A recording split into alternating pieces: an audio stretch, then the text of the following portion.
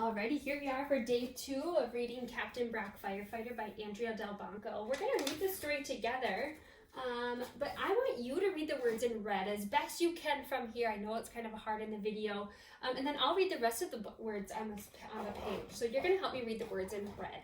So here we are. Captain Brock Firefighter. So here's your first part that you're going to help me read. Firefighters keep us safe in a fire. Captain Jackson Brock is a firefighter. He helps people every day. He is happy and proud when he puts out fires. He is always ready to rescue people. The hot spot. It can get hotter than an oven in a fire, but that never stops Jackson from doing his job. And this here is, you can read it with me, Captain Jackson Brock. Let me get my pointer out. Okay, this one in here. Here it is. From my classroom. Okay, read with me. When on duty, firefighters may live at a firehouse. Jackson spends many hours there. Sometimes he even sleeps at the firehouse. The hot spot.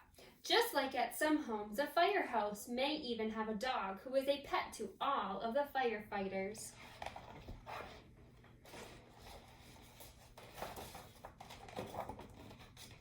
Okay, your turn. Read with me. Firefighters eat meals together. They take turns cooking the food. Jackson likes to cook all kinds of food on the grill. Here's the hot spot. Many firefighters are great cooks. Some firefighters work as chefs after they stop fighting fires. Do you know what the firefighters are cooking on? Right here in the picture. Do you know what those are called? Those are called grills. A grill is something people cook on and it gets very, very hot. Down here in the hot spot, it says that some firefighters become chefs after they stop fighting fires. Do you know what a chef is? What would help them get ready to be a chef? What do you think? What do you think would help a firefighter become a chef? Maybe working with fire or things that are hot. Your turn, read with me. Fire trucks are built to help fight fires.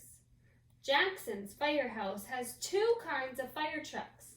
One truck has lots of water and long, strong hoses.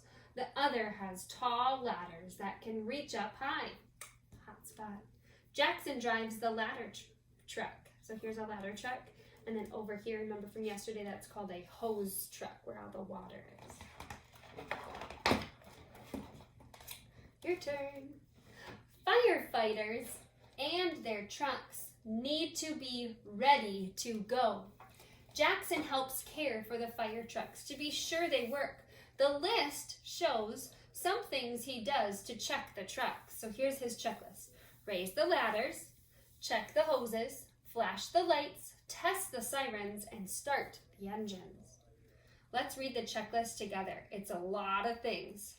Okay, here we go. Let's read it together. I know it's kind of hard for you to see, but raise the ladders, check the hoses, flash the lights, test the sirens, start the engines. Very good.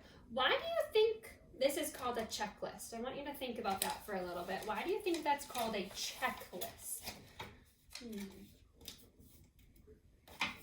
A checklist it's a list of things that people need to do. And a checklist, then hence the name, hey, check list. Put them together and we have a new word, checklist. Compound words, boys and girls.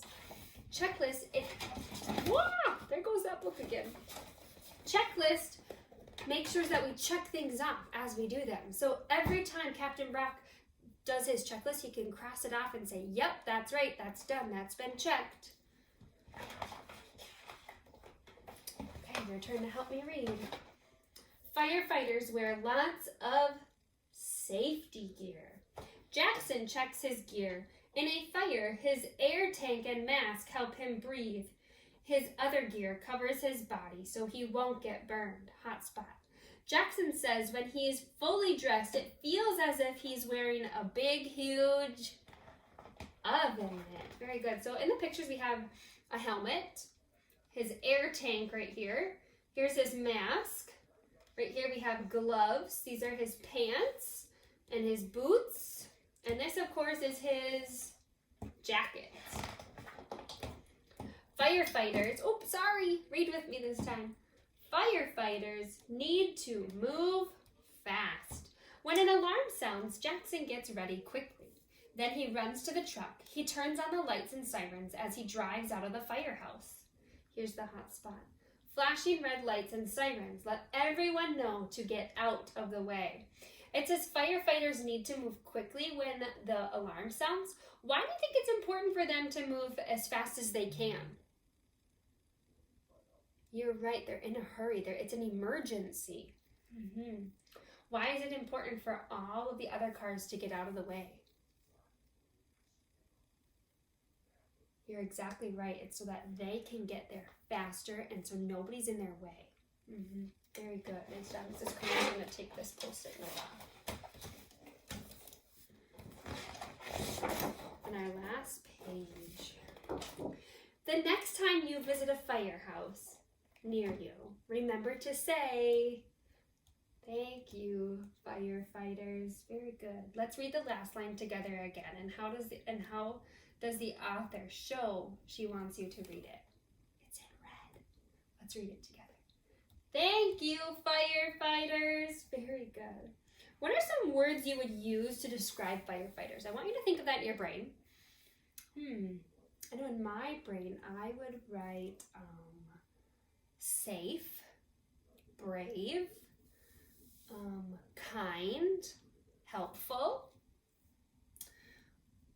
We looked at all of the gear. Why do you think that each piece of equipment or gear that the firefighters wears, why do you think that's important? Think back about that oven mitt. And it's so they don't get burned.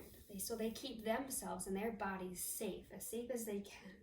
What would be the best part of being a firefighter? I want you to think of that. And today on Seesaw, you are going to go into the activities page on Seesaw.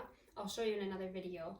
And you are going to go to the activity, and there's an activity in there called If I Were a Firefighter. I want you to tell me, what do you think it would be like if you were a firefighter? Would it be scary? Would you feel helpful? How would you feel if you were a firefighter? Good job, boys and girls.